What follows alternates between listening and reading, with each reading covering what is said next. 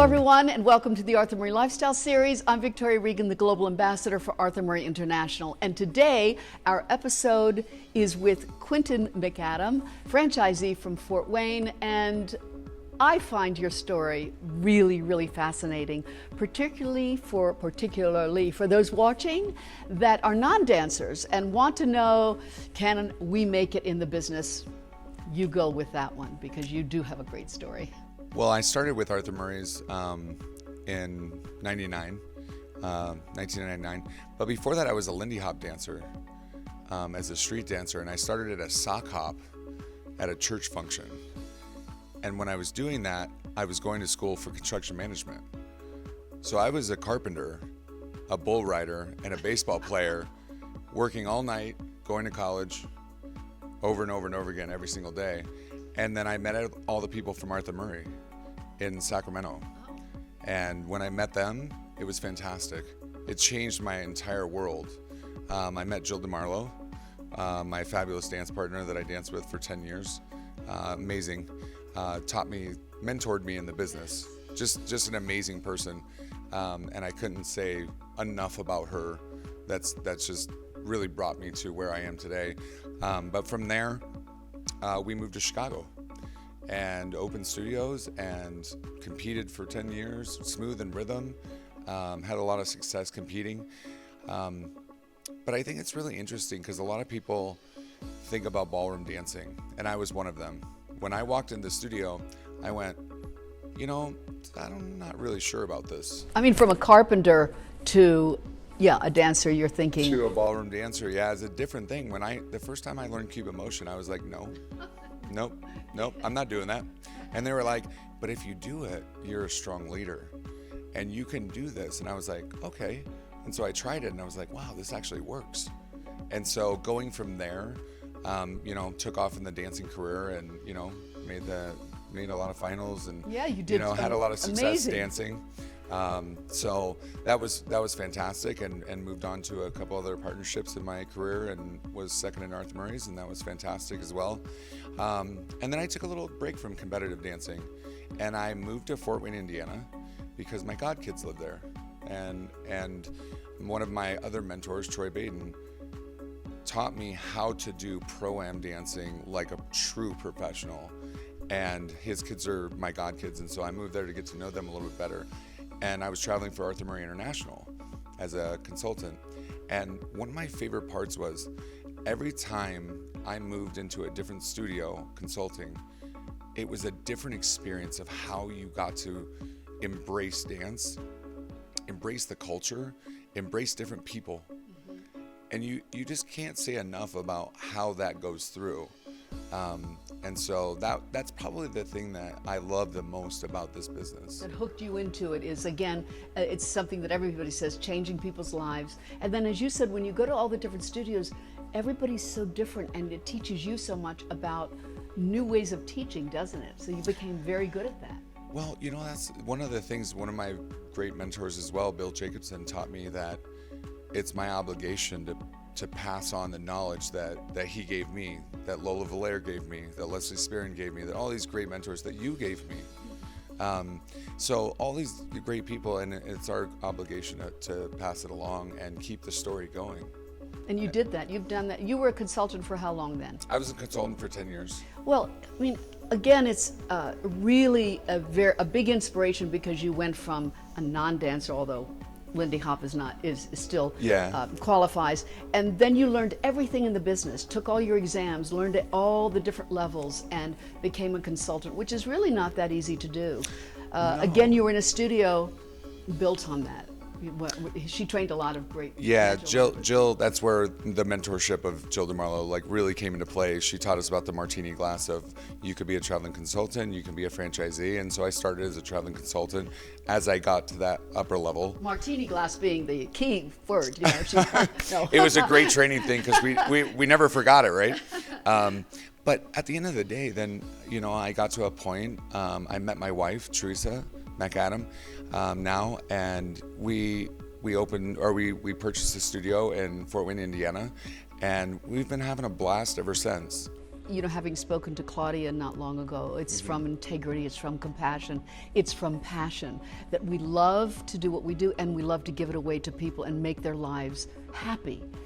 Because everybody that walks in the studio, as we've also talked about, they're afraid, and we make them feel comfortable and loved, and that's what the Arthur Murray family is about. Yes. I completely agree. I mean, we have a great little group from Fort Wayne competing, and when they compete, they go through this up and down, right?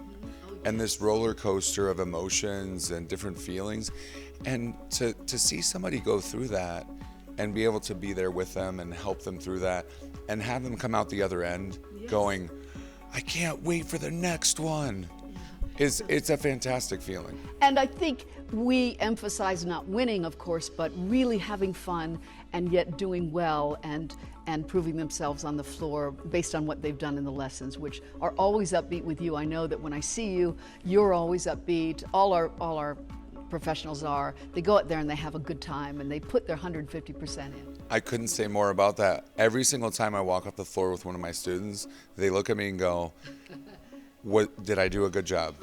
And when I say, when we talk about what they danced, it has nothing to do with the placements. The placements are not up to us anyway. It's a subjective sport. Coming from a sports background, I'm like, I don't score more points and win. And that's something that people don't understand about this. It's subjective. So when you talk about competitive dancing, it's not up to us to figure out who's going to win. That's up to the judges. Say more about that. And again, isn't it wonderful that you went through all the ropes as a competitor, because you understand the nerves, you understand the feeling of, let's say, disappointment or elation in doing well. You understand both of those things. Absolutely. I mean, one of the things that I went through going from as a beginning dancer, I didn't even understand how the world worked when I started, right? And my partner was very experienced, and I was like kind of thrown into it. I picked up pretty quickly when it came to like how it was all going to roll, but I had my ups and downs. I think we all do. Sure. And I'd have my days where I had to go do push-ups in the corner before get stronger. Go eat more lettuce or something. But at the end of the day, it was the get up at 6 o'clock in the morning, go work out, go to the studio, practice for 3 or 4 hours, teach all day long. Yes, practice again.